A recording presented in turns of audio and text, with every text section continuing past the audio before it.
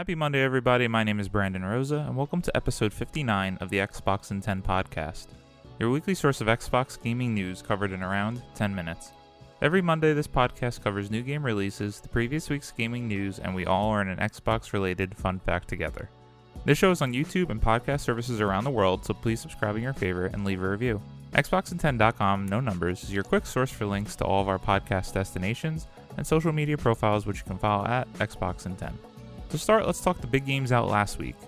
These included Overcooked 2 Suns Out Buns Out, Alphadia Genesis, The Ottoman Empire, NBA 2K21, Minecraft Dungeons Jungle Awakens, The Catch, Carp and Course, and Hunting Simulator 2.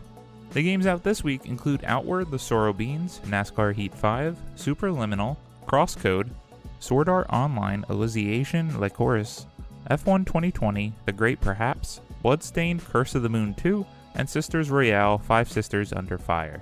Now onto last week's biggest news stories, and we have 8 to cover this week. Number 1, Xbox Series X's July first-party games showcase may have a date. Alessandro Barbosa at GameSpot writes, despite launching Xbox 2020 as a monthly event leading up to the launch of the Xbox Series X, Microsoft chose not to host a stream in June. Instead, it redirected efforts towards its July showing, where we know it'll focus on revealing first-party Xbox Series X games. Microsoft has avoided sharing any kind of date for the event so far, but it's been reported that it will take place on July 23rd. VentureBeat reporter Jeff Grubb first mentioned the date before Video Game Chronicle corroborated his report with its own sources. The event, while still subject to having its date changed, will showcase first looks at numerous first-party titles in development for the Xbox Series X and Halo Infinite, leading the charge. Games from Forza Horizon developer Playground Game and new studio The Initiative are also expected to be shown. What isn't known exactly is what many of Microsoft's first-party studios have been working on, with the exclusion of Halo developer 343 Industries. It's been rumored that Playground Games is handling a revival of Fable, a series formerly spearheaded by the now-defunct Lionhead Studios, The Initiative, which is yet to debut a game, and pressed Phil Spencer earlier this year, with the Xbox boss saying that the studio is challenging itself to do, quote, new things and old things, end quote. Rumors have suggested that The Initiative could be working on a new Perfect Dark entry, although Xbox's Aaron Greenberg recently downplayed the existence of a Twitter account presumed to be associated with the game. Now we just need the formal confirmation of this date or wherever the date will be in July. I cannot wait to see what Xbox has to show. Given the crazy world we currently live in, it'll be that day before we know it. Number 2, Xbox Series X will reportedly be revealed in August. Joe Scrabbles at IGN writes, a new report claims the much-rumored Xbox Series S, or Xbox Lockhart, will be revealed in August after it was originally scheduled for an E3 announcement. According to Eurogamer sources, Microsoft had originally pegged June as its announcement month for the alleged lower-priced, lower-powered version of the Xbox Series X, using an E3 showcase as a space to explain the console while showing it playing the next-gen games as the more powerful console. The site now reports that Series S will get its own reveal, presumably in an Inside Xbox-like showcase in August. This supports a previous VentureBeat report. Some reports have suggested that the Series S reveal was originally planned to remain in June, to fit in as part of the monthly updates branded by Microsoft as Xbox 2020, before being pushed back. However, Eurogamer says its sources indicate that the month's series of technical updates on elements like smart delivery was always the plan for June. Xbox Series S increasingly looks to be a reality, with the original rumors now supported by the discovery of the Windows OS code that references its Lockhart code name. It would be great on the show if we can report on actual confirmed news from Xbox and Microsoft, as it seems every week we have new rumors suggesting Xbox Series S. At this point, it will be amazing if this thing isn't a reality. Number 3, Xbox Summer Fest will debut over 60 demos you can try at home.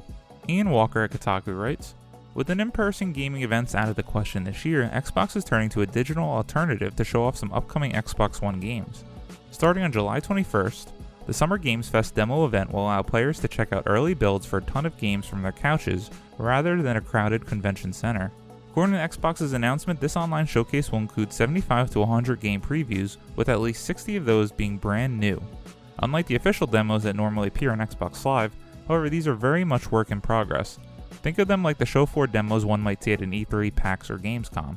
The event's lineup will include time-bending role-playing games Crysis Tales, the upcoming remaster of Xbox classic Destroy All Humans, creepy sci-fi souls like Hellpoint, minimized skateboarding sim Skatebird, and biographical adventure Welcome to Elk. While it's possible these demos might appear on Xbox Live later on, many of the games featured in the Summer Games Fest demo event are expected to disappear after July 27th. What an awesome idea that everyone in the world can try a bunch of demos that would normally appear at these conventions that a lot of people often cannot attend. Can't wait to try these out for myself. Number 4. Multiple publishers are apparently considering raising game prices on PS5 and Xbox Series X. Adam Bankhurst at IGN writes, following the news that NBA 2K21 will cost $10 more on PS4 and Xbox Series X, the research firm IDG Consulting has said that other game publishers are also considering price increases for their games. Speaking with GameIndustry.biz, IDG president and CEO Yoshio Osaki explained how game pricing has remained flat since 2005, whereas TV and movie pricing has increased significantly.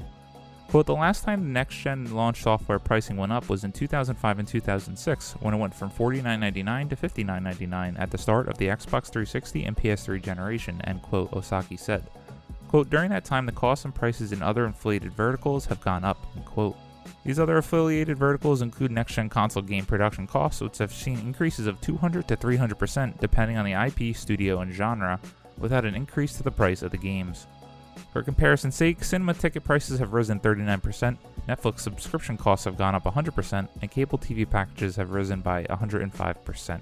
He concludes by stating that not every game should garner the $69.99 price point of next-gen, but flagship AAAs such as NBA 2K merit the pricing more than others. Albeit disappointing news that we have to pay more money for games, it is a reality of the world. This is just something we have to face given the increase in production costs. I have no problem paying more for games as long as the games are good, and I'm glad to support developers for their actions, and this just makes the Xbox Game Pass deal that much sweeter. Number 5. Microsoft renews Fable Trademark, says it has intent to use. Alistair Jones at Kotaku writes, Microsoft has filed to renew the Fable trademark and says it plans to make use of it in the future. The trademark application via IGN filed on June 26th is the latest snippet of evidence suggesting that the series could be set to return. The application is pretty bare bones, not revealing much beyond the name, a few dates, and the fact that this is probably a video game. There's one particularly interesting tidbit, however, a couple of checkboxes that examine the company's use of their trademark. In one box, Microsoft admits that the Fable trademark doesn't have a current use, but under the next box, intent to use, Microsoft has said yes. That could be a standard practice as Microsoft does what it needs to in order to shore up its IP, a tactic it says it employed recently when securing a couple of Twitter handles, including one related to Fable. That said, we've heard more from that particular franchise in the past week or so than any in the previous several years, and with the next console generation on the horizon, this seems like it'd be helpful to series to be able to further establish the Series X's launch lineup.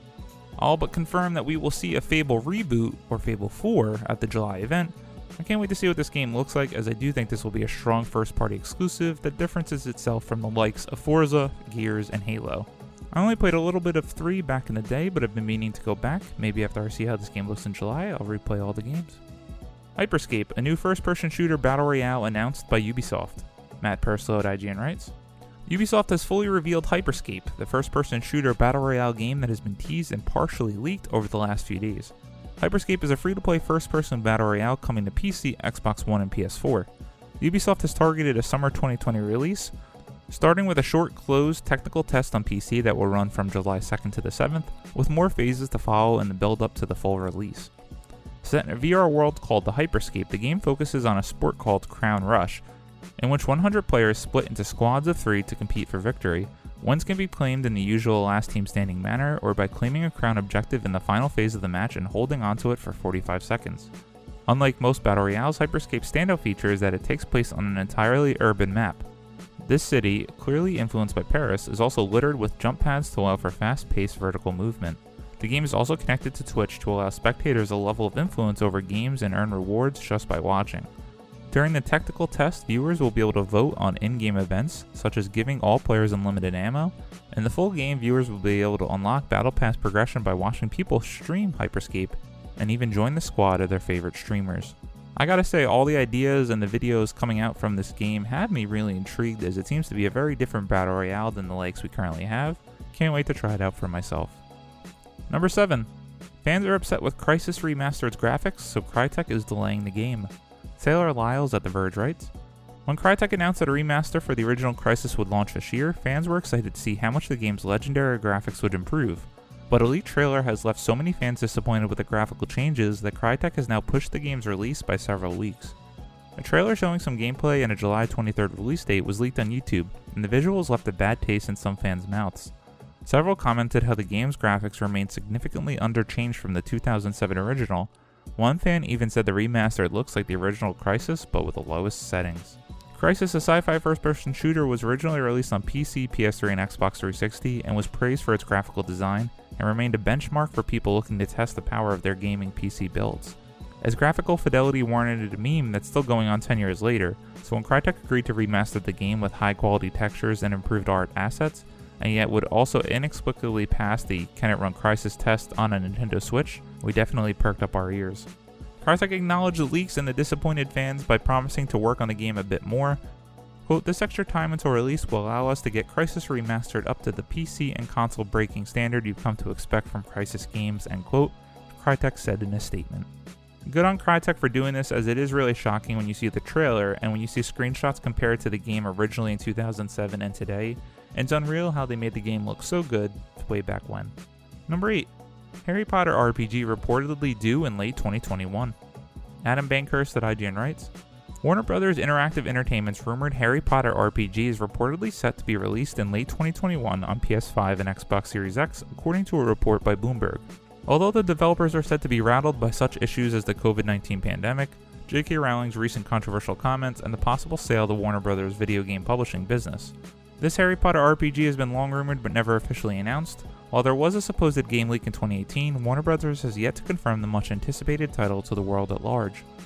The project is said to let players become wizards in an open world that takes place at Hogwarts at its nearby locations. Two anonymous sources close to the project have revealed to Bloomberg that the project is very real and that it is in development by Disney Infinity studio Avalanche Software in Salt Lake City, Utah. The sources have confirmed the leak from 2018 was authentic, but many of the rumors that have come after are false. As a big Harry Potter fan and an RPG fan alike, I cannot wait to see what this game looks like, and it looks like we should see some news on this after the Warner Bros. Event later this summer. As always, we end our show with a fun fact about Xbox, and given that Fallout was just announced to have a TV show produced by Amazon Studios, this one is about Fallout 3. Credit to Andrew Reiner at Game Informer for the fact. The Lunch Bell Nuke.